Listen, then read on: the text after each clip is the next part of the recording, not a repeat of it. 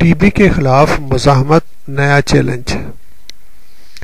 یہ مضمون be be کی اردو ویب سائٹ پہ شائع ہوا۔ اس سے استفادہ حاصل کرتے ہوئے ہم اپنے سامعین کے لیے ٹی بی کے بارے میں، ٹبرکلوسس کے بارے میں معلومات فراہم کرنا چاہتے ہیں۔ ماہرین کے مطابق ٹی بی کے مختلف ادویات کے خلاف مزاحمت کا سلسلہ پہلے سے زیادہ خطرناک ثابت ہو سکتا ہے۔ ورلڈ ہیلتھ آرگنائزیشن کے زیر اہتمام 79 ممالک میں ہونے والے سروے، جس کی اشاعت لینسٹ رسالے میں ہوئی، کے مطابق دوائیوں کے خلاف مزاحمت ٹی بی کے ہر مریض میں پائی جاتی ہے۔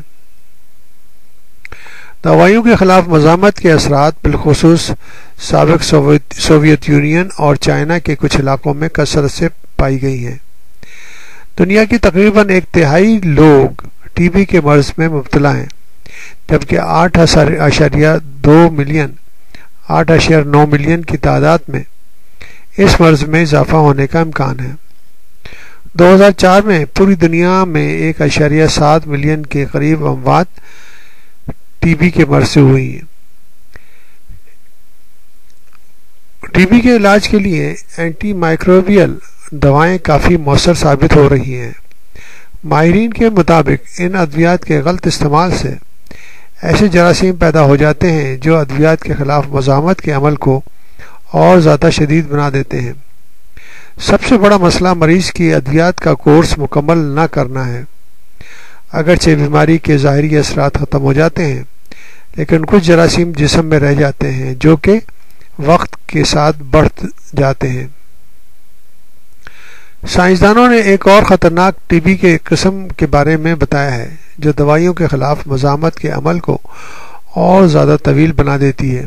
یہ مرض جنوبی افریقہ میں ایڈز کے مریضوں میں پایا گیا ہے۔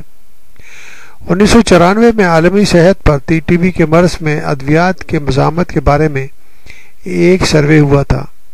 اس سروے کے مطابق 4,24,000 کیس ٹی بی میں مختلف ادویات کے خلاف مزاحمت کے بارے میں ہیں۔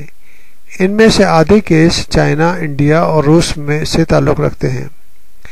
تحقیقاتوں کے مطابق 1% کے قریب ٹی بی کے کیسز کا تعلق مختلف ادویات کے خلاف مزاحمت کے حوالے سے ہے۔ پروفیسر نے بتایا کہ ٹی بی کا مرض پریشان کن تک عالمی سطح پر پھیل چکا ہے۔ ہمارے پاس نئی ادویات تیار کی جا رہی ہیں، لیکن ان کو عام استعمال میں لانے کے لیے فنڈز کی ضرورت ہے۔ 20 سال سے ہمیں یہ پریشانی لاحق ہے کہ ہم ٹی بی کے علاج کے حوالے سے سنجیدہ لائحہ عمل اختیار کرنے کی ضرورت ہے۔